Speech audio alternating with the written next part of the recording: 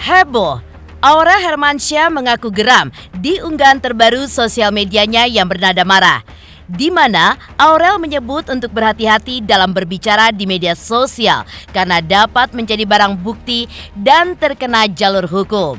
Ya, unggahan tersebut kembali dikaitkan warganet dengan mantan supir yang pernah bekerja dengan Aurel dan Atta, di mana seolah menyerang mereka kembali dengan tulisan di secari kertas bertuliskan mantan supir viral yang dizolimi mencari keadilan. Lantas benarkah unggahan Aurel pun ditujukan untuk mantan supirnya itu? Dan seperti apa sebenarnya maksud dan tujuan tulisan Pak Arman, mantan supir Atta dan Aurel terkait tulisannya di secari kertas yang kemudian menjadi viral?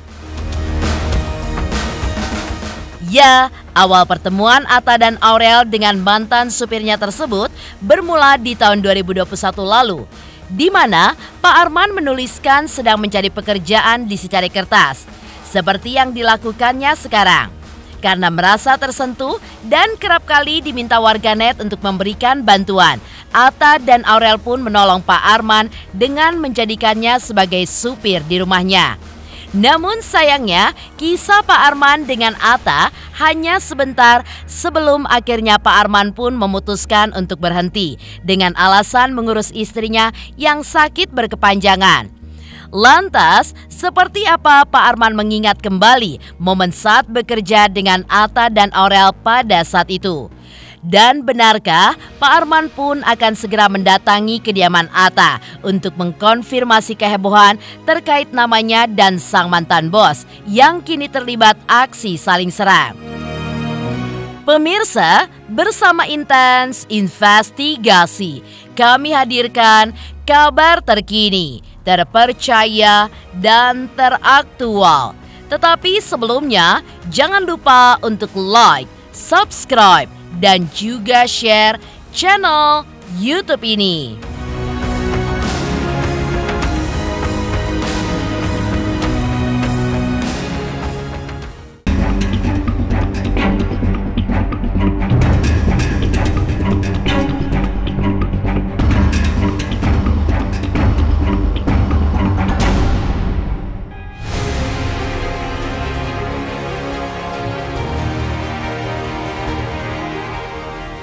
Pemirsa Intens Investigasi, kabar dari dunia selebritis memang tidak ada habisnya.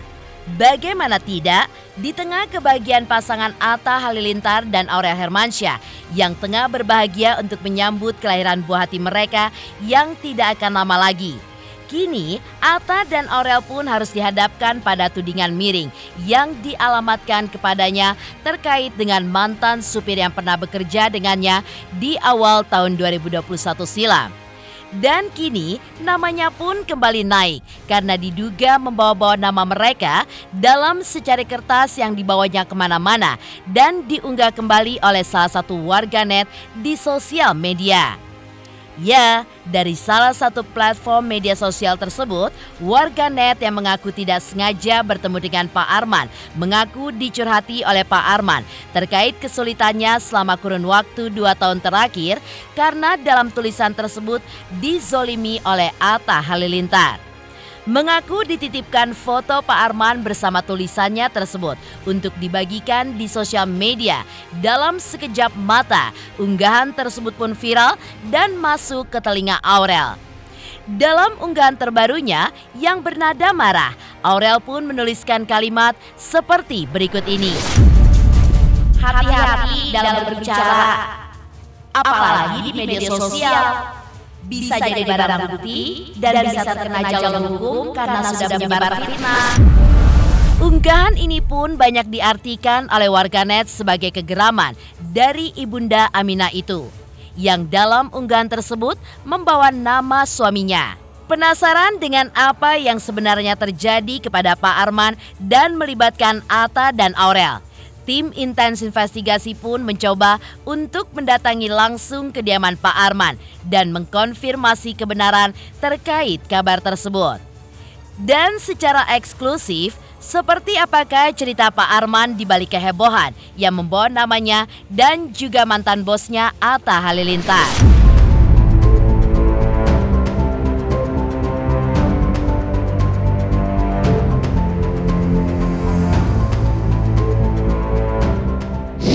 setelah saya nggak bekerja di Atta, saya keluar jual ini, jualan kopi lagi di jalan.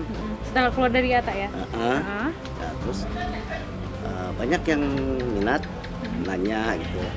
Karena ya itu udah dari Bang Atta udah lama juga saya dapat ya, yang nanya sama saya itu lama sekali ya saya menunggu orang yang datang. Itu Pak Arman udah nggak kerja sih. Nggak kerja ya, mau kerja sama saya. Kerja terakhir di mana? Di Pondok Indah. Sama siapa? Saya kan nggak bohong tuh, jujur ya. Saya bilang sama Bang Atta, dia kaget. Sama waduh, saya bukan orang kaya seperti Bang Atta. Maksudnya bagaimana saya nggak tahu. Gaji Bapak kan terlalu besar. Itu yang pertanyaan saya tuh dari mana gaji saya besar gitu. Padahal gaji saya cuma ya segitu. Apa yang dinamakan fantastis itu apa gitu loh. Sampai ya akhirnya orang itu mengundurkan diri. Maaf aja besoknya nanti saya hubungi lagi deh. Terus sampai 30 orang nih, 30 orang nggak tanggung-tanggung, tapi dalam kurun waktu 2 tahun itu, 2 tahun enggak langsung continue gitu yang datang. Selang-seling. Kadang-kadang saya selingin sama freelance sehari 2 hari, dan itu saya ini lagi. Mungkin ada pemasukan. Ya karena dari kata-kata fantastis itu. Itu aja. Dari ibu yang setelah itu ya? Iya. Fantastisnya dari situ aja.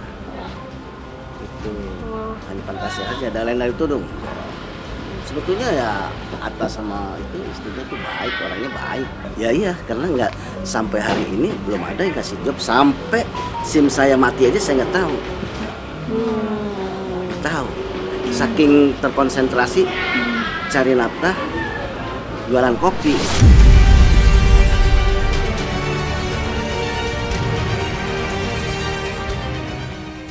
Ya, Pak Arman menyebutkan, selama bekerja dengan sang YouTuber dan istrinya, hari-hari yang dilaluinya selama bekerja pun relatif aman-aman saja. Bahkan selalu diperlakukan baik dan juga ramah oleh sang bos. Namun dalam wawancaranya dengan tim intens investigasi di kediamannya pada malam kemarin, Pak Arman secara spontan mengaku memang gajinya pada saat itu tidaklah menyentuh angka UMR, yang memang jika ditelisik saat itu UMR di Jakarta menyentuh angka di atas Rp4.400.000. Namun tidak terlalu dipermasalahkan olehnya. Melainkan yang menjadi masalah adalah kabar burung di media sosial yang banyak menyebut dirinya memiliki gaji di angka yang cukup fantastis. Sehingga banyak yang akan mempekerjakannya memilih untuk mundur.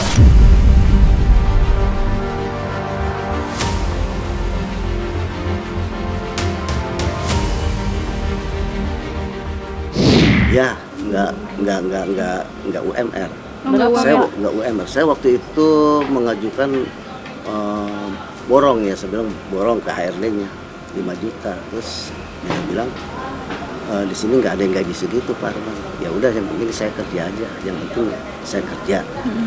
Itu digaji yang 42. Saya tadi mengajukannya diborong 5 juta gitu. Tapi HRD-nya menyanggah kalau di sini nggak ada segitu Pak Arman. Ya udah UMR aja.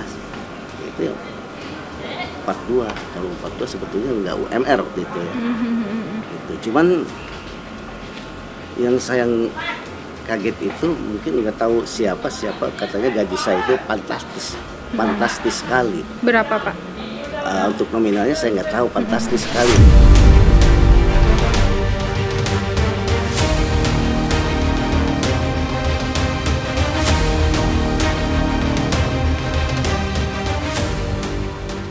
Ya, terkait uang pesangon atau kompensasi yang harus diberikan perusahaan jika karyawannya telah diputus bekerja, Pak Arman memang menyangkal menerima uang tersebut dari Atta dan Aurel. Namun, ia pun membenarkan jika ia sempat diberikan modal usaha sebesar 30 juta rupiah. Namun pada akhirnya setelah 2 tahun tidak bekerja dan mengandalkan hidup dari berjualan kopi serta menjadi supir pribadi secara freelance, uang modal usaha yang diberikan Atta itu pun akhirnya habis. Pak Arman harus merelakan motor kesayangannya untuk dijual demi kebutuhan sehari-hari dan juga biaya rumah sakit istrinya yang sedang sakit.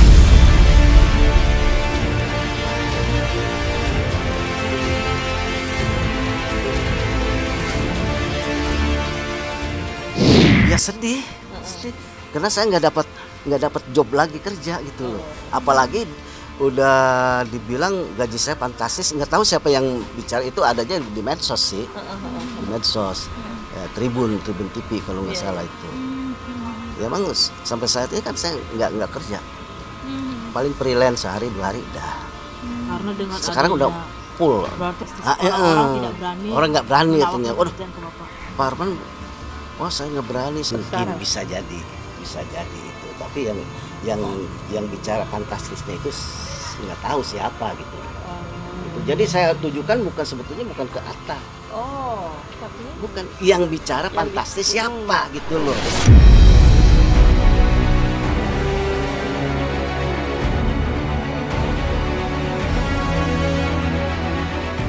Lantas, benarkah Pak Arman sama sekali tidak pernah menjadi supir pribadi Atta dan Aurel sejak melakukan test drive pada awal masuk dahulu?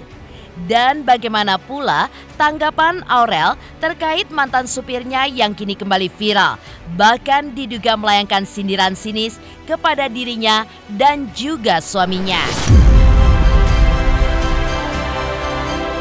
Kalau itu saya kurang tahu ya. Jadi saya kurang tahu, nggak pernah dengar gitu. Nggak pernah dengar. Kalau memang merasa sakit, kenapa nggak dari pertama aja? Gitu. Kalau pertama aja udah langsung nggak usah pakai gitu. Tapi ini setelah nggak ada saya ada ucapan itu ya, Allahu alam, nggak tahu apa. Sekarang waktu itu langsung udah itu bawa tim kreatif. Tim kreatif. Seudahnya saya dari Trans 7, Trans TV sama Indosiar. Nah itu saya fungsinya bawa tim kreatif. Ya, tapi nggak selalu tiap hari itu, enggak. Ya kadang-kadang jadi sayanya di pos security. Pernah waktu periksa kehamilan, karena saya nggak ini apa. Jadi berhubung saya nggak tahu pembicaraan itu ya saya nggak punya rasa sakit hati dengan pembicaraan itu, karena saya nggak tahu bahwa Aurel bicara begitu. Apakah bicara itu waktu masih ada saya atau udah nggak ada saya? Itu maksud saya, kalau memang kurang nyaman ya bicara aja sama saya. Yang namanya orang kerja. Biarin aja kan, kalau orang yang ada orang yang nyenggol kita ya kita balasin dengan senyum aja. Kehebohan yang sudah terjadi di media sosial akibat curahan hatinya ini pun akhirnya membuat Pak Arman sebagai mantan supir Atta dan Aurel pun meminta maaf. Pak Arman mengaku bahwa dirinya tidak bermaksud untuk memfitnah siapapun. Apa yang sudah terlanjur viral di media sosial yang membuat Atta serta Aurel merasa dirugikan, akhirnya membuat Pak Arman pun ucapkan kata maaf yang ditujukan untuk Atta dan Aurel. Sama itu istrinya tuh baik, orangnya baik. Mungkin ini salah paham aja. Berarti dari fantastik jadi Bapak merasa dirugikan? Ya iya, karena nggak sampai hari ini belum ada yang kasih job. Sampai SIM saya mati aja saya nggak tahu. Nggak tahu. Saking terkonsentrasi cari nafkah, jualan kopi gitu. Kalau memang ini salah saya juga mau datang ke Bang Atta, kalau terima saya mau minta maaf. Mau mengucap minta maaf. Gentle lah gitu. Saya udah tua sih. Bisa Bang Atta mau berlaku apa sama saya siap. Saya udah tua sih. Kalau tidak dimaafkan, ya dengan berita itu yang saya buat. Karena itu sebetulnya bukan ide, hanya spontanitas saja. Itu aja, bukan ide saya keluar dari sini. enggak. Untuk saya orang miskin kalah dong. Orang miskin itu nggak ada apa-apanya. Itu cuman saya pengen daftar minta maaf. Kalaupun itu diterima.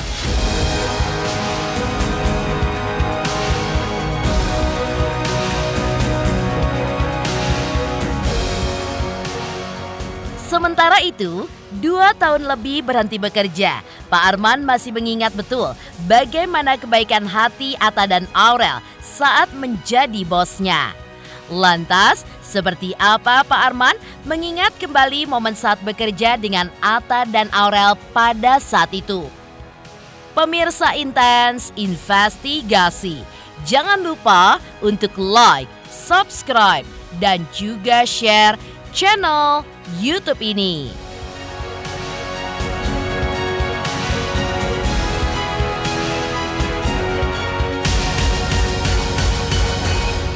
Hai, aku Krisata. Aku mau mengingatkan pemirsa yang di rumah, jangan lupa ya, saksikan Intens setiap hari Senin sampai hari Sabtu. Sehari tayang 3 kali loh. Dan pokoknya jangan lupa di subscribe, like, comment, and share. Bye-bye.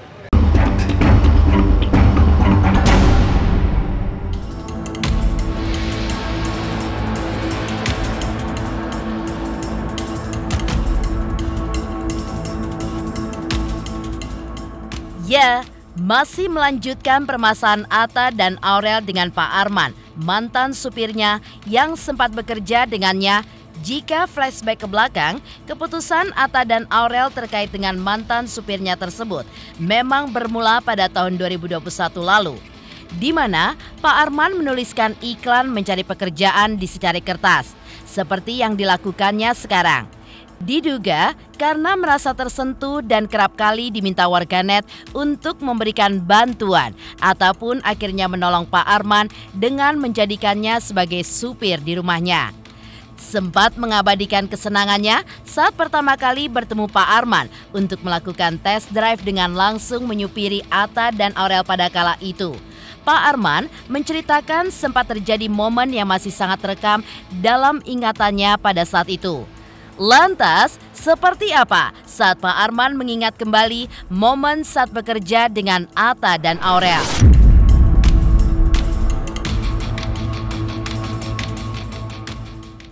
Pas kerja in the morning, sekarang aku sama istriku ini lagi ini guys, test drive ataupun lagi interview.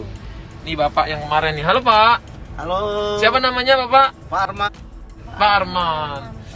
Ini Pak Arman yang kemarin banyak teman-teman semua nge-tag aku, Pak Bang Atta tolong nih bantuin Pak Arman kerja di tempat Bang Atta, bantuin. Nah ini Pak Arman. Gimana Pak perasaannya? Wah, merasa suatu seberah gitu, bisa ketemu Bang Atta. Amin, amin. Idola juga sih, walaupun muda. Oh siap.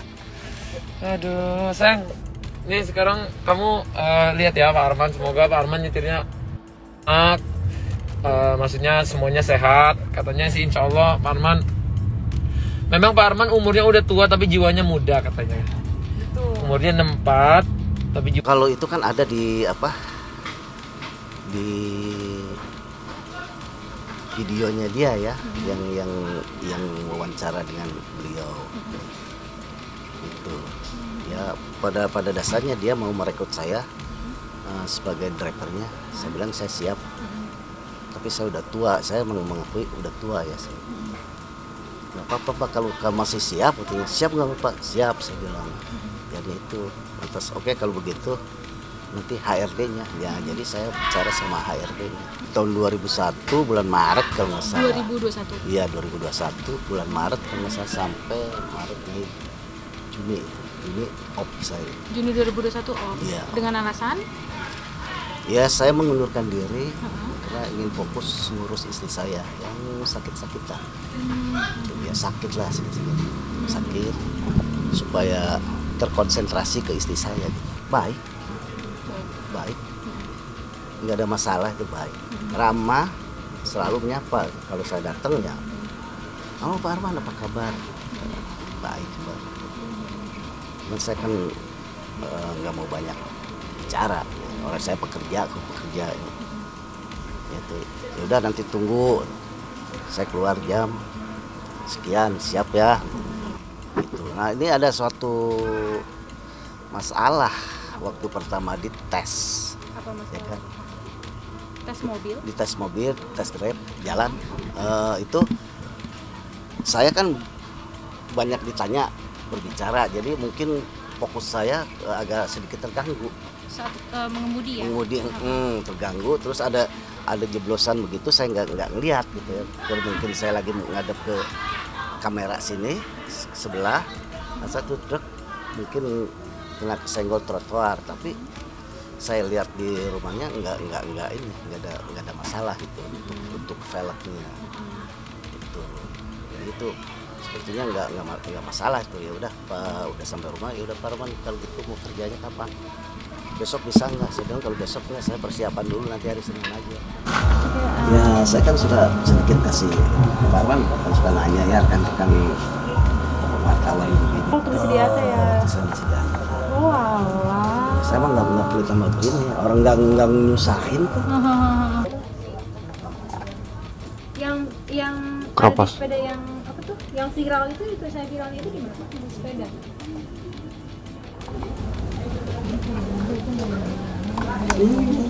Oh dulu kok sampai iya, kulkas rubuh. Ini dibol. Belakang. Yang atas, hidup atau mati, ingin ketemu Presidenku Bapak Joko Widodo. Saya lansia umur 70 tahun. Saya dan istri butuh bantuan untuk makan dan bayar sewa rumah. Ini Bapak buat tahun berapa? Ini belum lama. Nah, itu saya udah bikin ini, saya jalan kaki istana. Ini sepeda saya. Ini tulisan saya. Yang waktu pertama kali sama orang yang Bang Ate ini berarti? Ya, yang pertama dilihat sama krunya Bang Atta ya ini dia.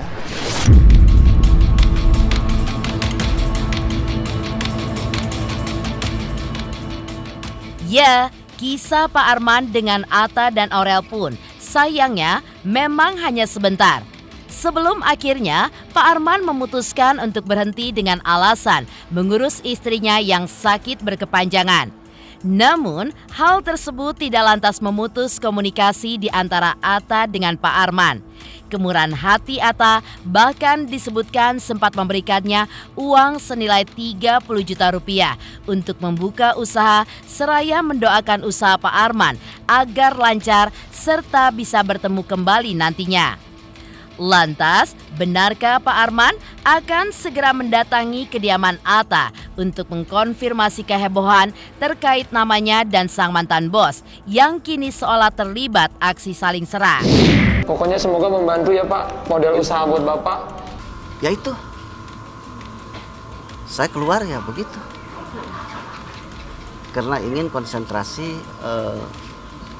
melihat istri gitu, jangan sampai sakit mendadak nggak ada saya gitu. Tapi sebetulnya kerjanya di Atta juga nggak terlalu ini sih, nggak berat. Cuma jam 6 aja udah pulang gitu. Iya nggak terlalu sampai malam. Dulu saya masuknya tuh jam 11 itu, tapi saya datangnya jam 9 kan cuci bersih gitu. Sampai jam? Sampai jam 6.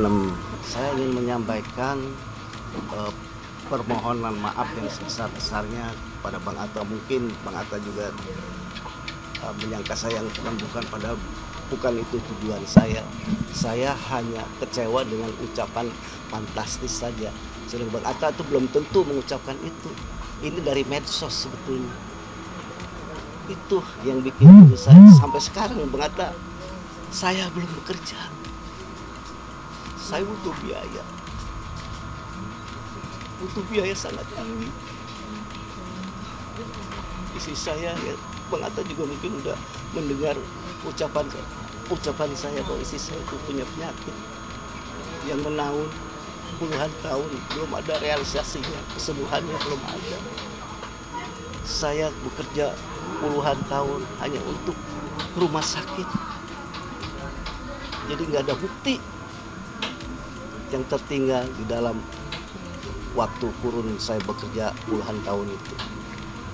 Ya Bang Atta, saya akan datang ke rumah Bang Atta untuk memohon maaf. Mohon diterima Bang Atta kedatangan saya. Kalau tidak besok ya mohon maaf Bang Atta. Saya udah nggak punya HP lagi nih. Nggak ada HP-nya jadi nggak bisa kontak-kontak saya. Mohon maaf Bang Atta. Bang Atta sama Aurel itu sebetulnya orangnya baik. Ini saya rasa kesalahpahaman, ini berita dari medsos yang menyudutkan Bang Atta dan saya.